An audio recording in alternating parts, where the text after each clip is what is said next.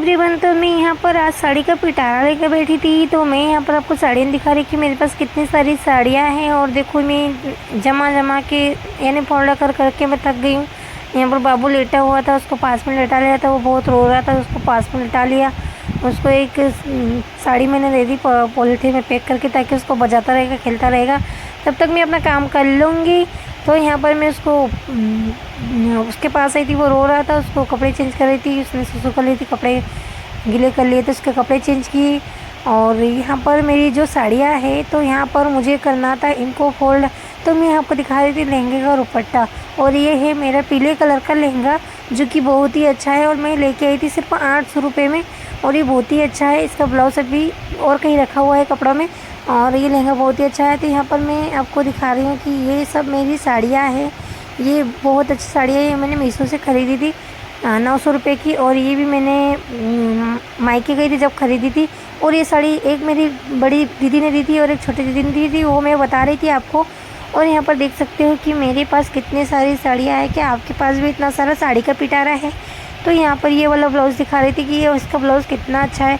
इसकी साड़ी भी बहुत अच्छी है। मैं इसको एक बार भी नहीं पहनी, लेकिन अब पहनूंगी कहीं फंक्शन में या कहीं जाऊंगी जब पहनूंगी। और ये वाला साड़ी जो मेरे हाथ में लगा हुआ है, ये मेरे हाथ में है। ये मैंने मीशो से ख़रीदा था। और उसके बाद 2-3 लोगों ने मुझे देखकर ख़रीदा था। बहुत अच्छा फैब्रिक था और बहुत ही अच्छा था, और मुझे बहुत पसंद आया था। ये ब्लाउज़ भी जिसने भी सिला, उसने ब्लाउज़ भी बहुत ही अच्छा सिला था। उसका ब्लाउज़ भी बहुत ज़ोरदार था, तो सभी को पसंद आया। यहाँ पर बाबू रो रहा था, उसको मैं उठा रही थी और उसको खिला रही थी। और रो रहा था, उसको मम्मा की याद आ रही थी बार बार, तो मुझे देख देख के रो रहा था, इसलिए मैंने उसको उठा लिया, चुम्मा चाटी करके वापस सुला दिया कि थोड़ी देर सो ले बेटा, मैं थोड़ा देर काम कर लेती हूँ जल्दी से। तो फिर मैं यहाँ आ गई हेवी साड़ियों को अलग अलग करने के लिए, कि जिसका ब्लाउज़ कंप्लीट होगा उसको अलग कर देती हूँ, जिसका ब्लाउज़ नहीं लगा है उसका अलग कर देती हूँ। ये मैंने अभी लिया था बांदी प्रिंट में, ये मुझे बहुत अच्छा लगा था। इसका ब्लाउज़ मैंने कट करके बाहर कर लिया सिलवाने के लिए। और इसको मैंने अभी पैक करके रख दिया है, ताकि बाद में जब टाइम मिलेगा पिको फॉल करते रहेंगे। तो अभी हमको नहीं पहनना है, इसलिए हमने रख रहा है इसको। और ये हेवी वाला साड़ी है जिसका ब्लाउज़ कंप्लीट है, इसको मैं अलग कर दिया। और इस पैकेज में जो साड़ियाँ जो अभी मैं पहन चुकी वही रख रही हूँ, और जो नहीं पहनी वो अलग, और जो इसका ब्लाउज़ सिलवाना है वो अलग, जिसका ब्लाउज़ सिल गया वो अलग। तो ऐसे 4 प्रकार से मुझे सब साड़ियों को अलग अलग करना पड़ा, देखना पड़ा। देखो भाई, अपने पास 4 साड़ी होती तो सोचना नहीं पड़ता, और 10 साड़ी रहती तो सोचना नहीं पड़ता।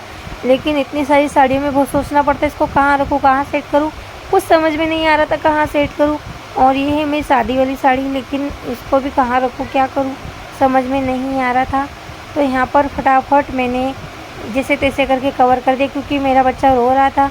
तो मैं इधर उधर से साड़ियों को उठा के रख रही थी, मुझे समझ में नहीं आ रहा, सूझ नहीं पड़ रहा था क्या करूँ क्या नहीं करूँ। तो मैंने जैसे तैसे करके इसमें सब साड़ियाँ डाल दी फटाफट करके। और मैं देख रही थी कि जिसका ब्लाउज़ सिलवाना है उसको मैं अलग कर देती हूँ, जिसका नहीं सिलवाना है उसका अलग कर देती हूँ, जिस लेन की वो अलग कर देती हूँ। वही बच्चा जब रोता है, जब कुछ समझ में नहीं आता कि क्या करूँ क्या नहीं करूँ, इसलिए तो जल्दी फोल्ड कर दिया। आपको मेरा वीडियो अच्छा लगता है